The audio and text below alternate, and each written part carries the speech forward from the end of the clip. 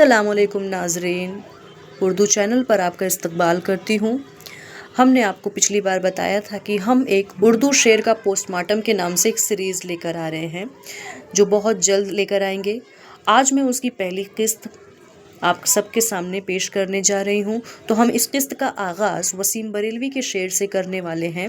تو میں بتاتی چلوں کہ ان کا ایک شعر جو میرے دل کے قریب ہے، جو سماج کی عکاسی کرتا ہے، وہ شعر ہے: اس دور منصفی میں ضروری نہیں وسیم، اس دور منصفی میں ضروری نہیں وسیم، جس شخص کی خطا ہو اسی کو سزا ملے۔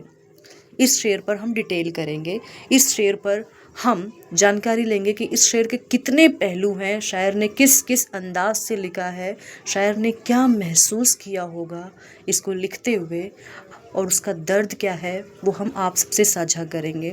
آپ ضرور کمنٹ کر کے بتائیے گا کہ آپ اس درد کو فیل کر پا رہے ہیں یا نہیں۔ ٹھیک ہے، چلیے ہم شروع کرتے ہیں۔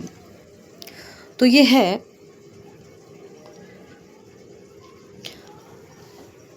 آخر ایسا کیوں ہے خطا نہ ہونے پر بھی سزا ہو جاؤ؟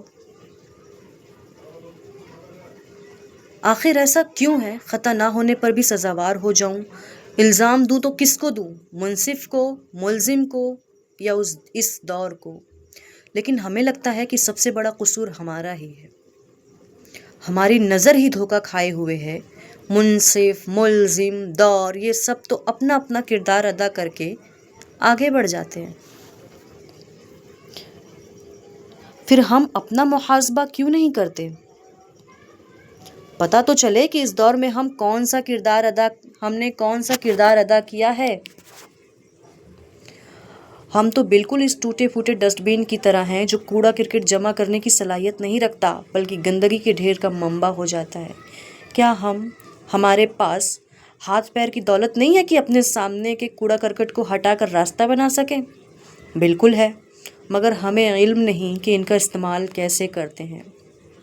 حرکت، اس عمل سے آپ کی گتھی سلجھ سکتی ہے۔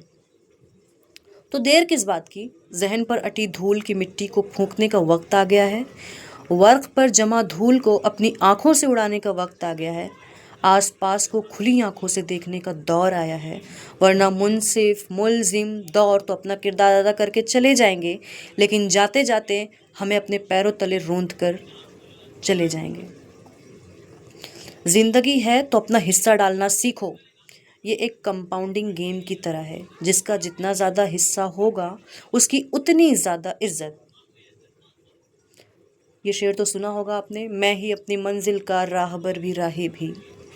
تو اس شعر کی مصداق زندگی کے گیم کو انجوائے کرنا سیکھو۔ کتنی غلط کہاوت ہے، آج زبان زدام ہے: خالی ہاتھ آئے تھے، خالی ہاتھ جانا ہے۔ یہ بہت سی باتوں کو دفاع کرتی ہوگی، مگر ایک حساس ذہن کو نراش کے علاوہ کچھ بھی نہیں کیا۔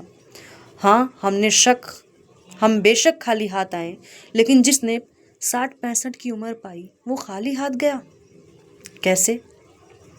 زندگی جینے کا ڈھنگ اس نے اس عمر کے دوران کمایا ہے، امید، امنگ سے اس کا واسطہ اسی دور میں پڑا ہے۔ جینے کی تگ و دو میں کیا کچھ گوایا اور سیکھا ہے۔ ہم اپنے نسلوں کو سب کچھ دے سکتے ہیں، لیکن اپنا سکھایا ہوا، اپنا ذہن نہیں دے سکتے۔ وہ ہمارے ساتھ ہی جاتا ہے، عمل کی صورت۔ ہاں، ہم اپنی نسلوں کو سکھا سکتے ہیں، انہیں راستہ بتا سکتے ہیں، ہم انہیں اپنی اسٹریٹجی بھی دے سکتے ہیں، لیکن آئندہ نسل اس استعمال اپنے طریقے سے کرے گی۔ تو اس زندگی میں اپنا حصہ ڈالنا شروع کر دیجئے۔ ٹھیک ہے؟ تو اس زندگی میں اپنا حصہ ڈالنا ہمیں اب شروع کر دینا چاہیے، تاکہ آنے والا عہد انصاف پرست ہو۔ سمجھ میں آئی؟ اگر اچھا لگا تو ضرور شیئر اینڈ کمنٹ کیجیے گا، اور اگلے شعر جو آپ کو لگے کہ اس شعر کا ضرور ہمیں جاننا چاہیے کہ کس کس پہلو سے اس کی میننگ نکلتی ہے، وہ شعر ہمیں کمنٹ کیجیے گا، ہم اس پہ بات کریں گے اگلی قسط میں۔ شکریہ، اللہ حافظ۔